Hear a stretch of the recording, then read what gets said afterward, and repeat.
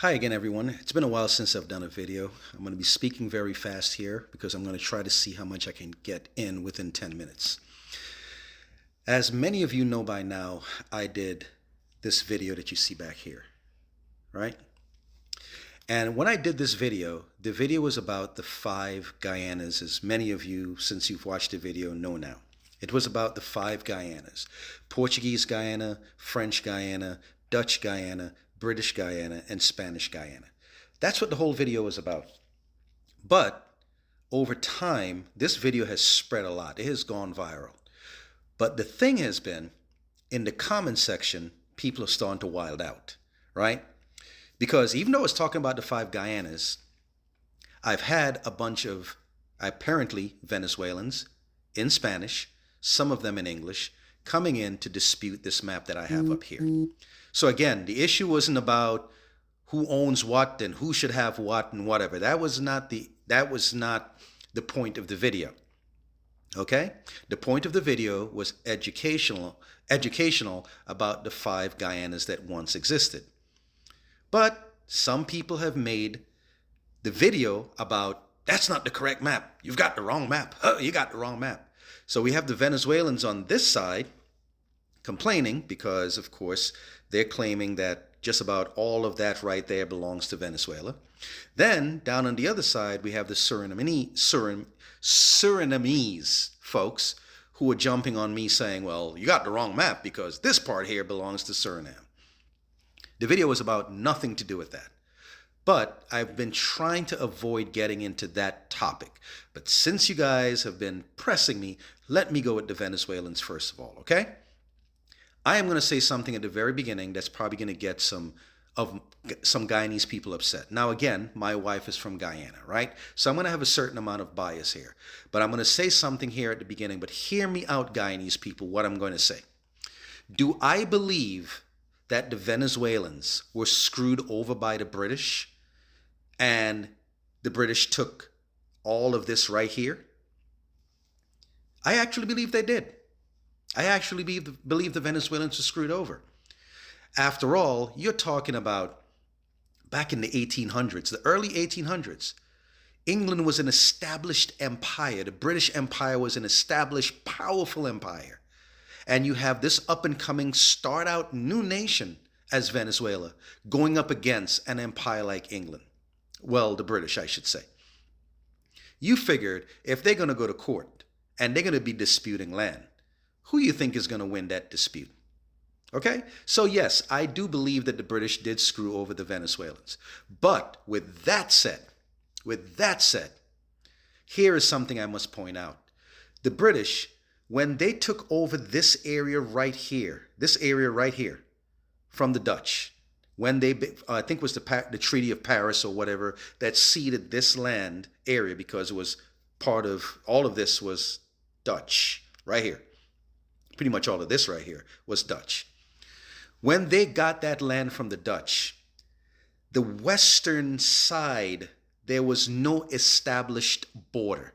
There was never an established border on the western side. Even when the Dutch were there, there was never an established border on this side. And you know the reason why? Out here, pretty much just jungle. There was nothing of worth that anybody saw out there. So the Dutch, even though the Dutch were occupying this area, the Dutch drifted over into this area. They were over there. The Spanish, remember when they came into this area looking for gold and they did not find anything, they pretty much considered this area like, yeah, you know what, we're not too interested in that. Nobody was paying attention to it. Thick jungle, thick forest in between here. The Spanish decided to focus their attention further this way, over in other parts of Venezuela today, over in Colombia, over in Inca territory like in Peru and Ecuador and those places. That's where the gold mines were. That's where they were able to find the resources they were looking for. So the Spanish never really paid much attention to this area in between here. Once they came down and thought they found El Dorado and didn't find anything, they moved on to bigger things. That allowed the Dutch to move in. And the Spanish knew the Dutch were there. A couple of times they sent a couple of patrols to get rid of the Dutch, but the Dutch eventually stuck and stayed in there and colonized this area. So of course they drifted across, the Essequibo River is in here somewhere. So, of course, the Dutch moved over on this side and pretty much established themselves. And you had people from this area over here in what is known as Venezuela, which was a Spanish colony at one point. They basically just interacted with one another. No one paid attention to any borders over here. No one was really paying attention to it. But the British took the initiative. When they took over this land from the Dutch, they took the initiative and said, you know what? We don't have a western border. We never established a western border out here with the Dutch. So let's go ahead and do something about that right now. So they go out and they come over here and they go ahead and they hired someone, and he came out and he did something, and he kind of like grabbed land further over here and even further up this way. But when the British did this and the Venezuelans, the new country of Venezuela, found out what was going on, they disputed it and said, no, you're not taking all of that. So England said, you know what? All right, we'll give back some of it. We'll give back all of that up there, but we're going to keep it right here, west of the Essequibo River, which runs down here somewhere. We're going to keep all of this in between here. And of course, a dispute came. The Venezuelans did not agree with it from the start. I understand that. But when it really got in earnest, and just think about modern day, when gold was now discovered in this area, the Venezuelans now ramped up their dispute, ramped up their protest for the British grabbing the land over here. Because now, hey, there's a resource, gold? Okay, now we want to make an argument out of this. Now, the British had come in and established this over here as their border. They said, this is the western border. We never had one with the Dutch, but we're going to go ahead and initiate a survey to go ahead and find out what's over here. The Venezuelans didn't agree. Yes, I understand that. So eventually they went to court. There was an arbitration and everything like that.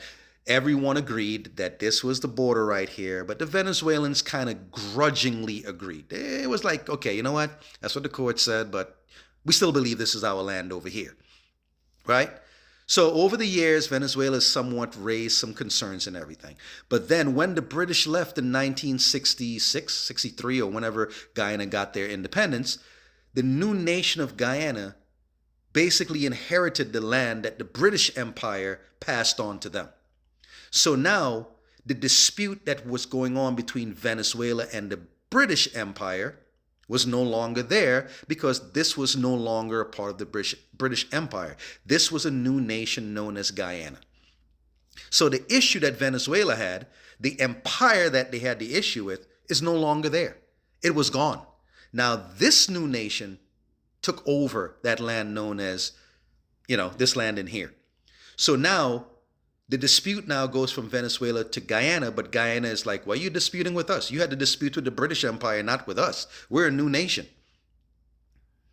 Now, of course, oil has been discovered, and Venezuela is coming in now and again ramping up there, because just like gold over 100 years ago, where they were like, we want that land now. Now it comes back to oil now, and it's like, we want that land now. And now we're back to square one, right? But this is my problem. So we now know it's because of oil. We now also know that the current situation in Venezuela right now with the current leader, he's looking for something for the people to rally around, because he's not popular, right? The country is in shambles right now, going through economic turmoil, and he's looking for something to tell people, stop paying attention to the problems that we have going on right now. Look over here. Let's go ahead and pick a fight with our neighbor next door. Pay attention to that while I try to deal with whatever is going over here. I don't want you to look at the incompetence or the misruling or whatever is going on. Pay attention to this. But take a look at this. Look at Venezuela. Look at Guyana, right over here. Venezuela also wants to take this piece. 4 Guyanas, as it is right now, can fit into the country of Venezuela. But yet Venezuela wants to grab even more land and say, look, we have all of this. Venezuela have far more land, far more people, has the largest oil reserve in the world along that coastline, and it wants even more. To me, I find that problematic. Like, why the greed? Why the need? But yet, that's how they feel about it. I'm going to set another video here in a minute, okay?